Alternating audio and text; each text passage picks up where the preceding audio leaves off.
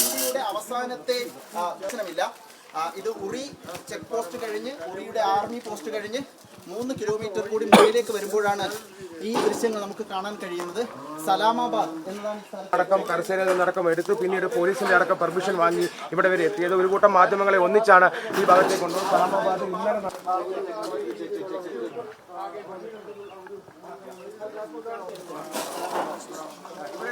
നെല്ലിനൊക്കെ തീ പിടിച്ചത് അതേപടി കിടക്കുന്ന സാഹചര്യമാണ്. സലാമാബാദ് എന്ന് പറയുന്നത് ഇവിടുത്തെ ഏറ്റവും അവസാന ഗ്രാമമാണ്. ഈ വീട് പൂർണ്ണമായിട്ട് തന്നെ 3 വീടുകളും തകർന്നു പോകുന്ന വലിയ ഷെല്ലിംഗ് ആണ് ഈ ഭാഗത്ത് പുലർച്ചെ വരെ നടന്നത്. കനത്ത ഷെല്ലിംഗ് ആണ് ഈ മേഖലയിലടക്കം നടത്തിയത്. നമുക്ക് വലിയ അപകടം ഈ പ്രദേശത്തടക്കം ഉണ്ടായത്. ഏതായാലും ഈ വീടുകളുടെ അകത്തെ കാഴ്ചകളൊക്കെ തന്നെ നേർചിത്രം. വീടുകൾ തന്നെ പൂർണ്ണമായി തന്നെ തകർന്നു കിടക്കുന്ന ഷെല്ലുകളൊക്കെ വീണത്. ഇതിന്റെ കാഴ്ചകളാണ് നമ്മൾ രാവിലെ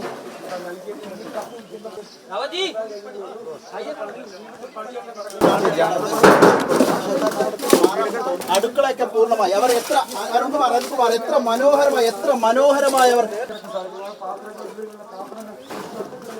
നോക്കുമ്പോൾ ചില്ലുകളൊക്കെ തന്നെ പൂർണ്ണമായി കത്തിക്കിടക്കുന്ന സ്ഥലങ്ങളിലുമാണ് ഇത്തരത്തിൽ വലിയ രീതിയിലുള്ള ഒരു ആക്രമണം ഉണ്ടായത്. പുലർച്ചെ വരെ കണ്ട ദൃശ്യങ്ങൾ അനന്തപുരം നമ്മളിലേക്ക് എത്തിക്കും. ഇത് പണിതുകൊണ്ടിരിക്കുന്ന ഒരു വീടാണെന്ന് എനിക്ക് മനസ്സിലാക്കാൻ കഴിയുന്നത്. ആ വീടിൻ്റെയൊക്കെ ചില്ലുകൾ പൂർണ്ണമായി തന്നെ തകർന്നു വീഴുന്ന സാഹചര്യമായിരുന്നു. ഷെയ്റ്റൊക്കെ തന്നെ പൂർണ്ണമായി തന്നെ ഒരു കിഴുത്തയൊക്കെ വീണിട്ടുണ്ട്. അപ്പോൾ അത്തരത്തിൽ വലിയ രീതിയിലുള്ള ശല്യങ്ങൾ ഈ ഭാഗത്തുണ്ടായി. ഇവിടെ दूर दूर मकान भी गिरते थे, पहले भी होता था. ഈ രാഷ്ട്രീയത്തിലേക്കൊക്കെ തന്നെ പോയത്. ഇതാണ് പാകിസ്ഥാൻ അതിർത്തിയിലെ ആളുകളോട് ചെയ്യുന്ന കാര്യങ്ങൾ. ഈ കശ്മീരി എടുത്ത് ചെമ്പ് പാത്രങ്ങളൊക്കെയാണ് എടുത്ത് ഇവരിവിടെ നിന്ന് ചിത്രമാണ്.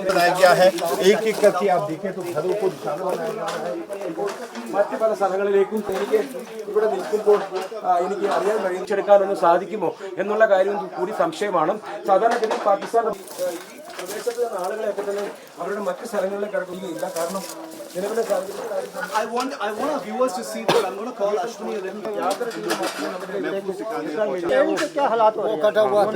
ഏതായാലും വിനു ഈ മലമുകളിൽ നിന്നാണ് ഇവിടേക്ക്, അതായത് നമ്മൾ ഇപ്പൊ ഈ സ്ഥലം അതായത് ഊറി ഉൾട്ടകളായി ചെയ്തുകൊണ്ടിരിക്കുന്നത് ഒക്കെ ഉള്ള കാര്യങ്ങൾ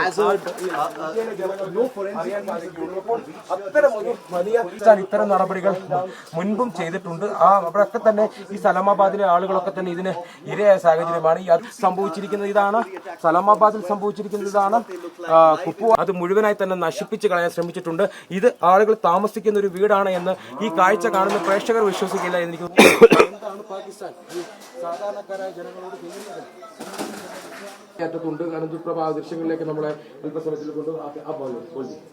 आप खुद देख रहे हो विजुअल में कि कितना इख्तियाल फायरिंग की वजह से यहाँ बिल्कुल കത്തിയിട്ടില്ല. പക്ഷേ ഷെല്ലുകൾ മുഴുവനായി തന്നെ ഇവിടേക്ക് പതിച്ചതാണ്. പോസ്റ്റുകൾ മുഴുവനായി തന്നെ തകർത്തത്. പക്ഷേ മലമുകളിലാണ്. അതിന്റെ ഭൂപ്രകൃതി അനുസരിച്ച് പാകിസ്ഥാൻ മുകളിലാണ് വരുന്നത്.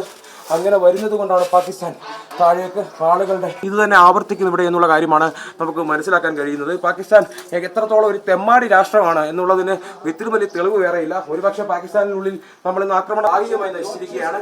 വെടിയുണ്ടകൾ തുളഞ്ഞു കയറിയ ഷീറ്റുകളും മറ്റ് ഒക്കെയായി കിടക്കുമ്പോൾ ചില്ലുകൾ നേരെ വെടിവെച്ച് അത് പൊട്ടിത്തെറിച്ച് മുഖത്തേക്ക് വീണാകാം ഒരുപക്ഷെ ഒരു മനുഷ്യൻ ഞെട്ടി ഉണരുന്നത്. അപ്പോൾ അത്രയേറെ ക്രൂരത, അത്രയേറെ തെമ്മാടിത്തരമാണ് ഇന്ത്യൻ അതിർത്തി മേഖലയിൽ ഈ പാകിസ്ഥാൻ എന്ന രാഷ്ട്രം ചെയ്യുന്നത്.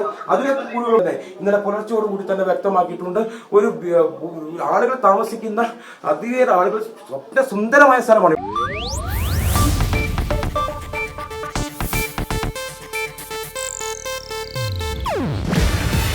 ಇದು ಏಷ್ಯಾನೆಟ್ ನ್ಯೂಸ್ ನೆಟ್ವರ್ಕ್ ಪ್ರಸ್ತುತಿ. ನೀವು ನೋಡ್ತಿದ್ದೀರಾ ಏಷ್ಯಾನೆಟ್ ಸುವರ್ಣ ನ್ಯೂಸ್.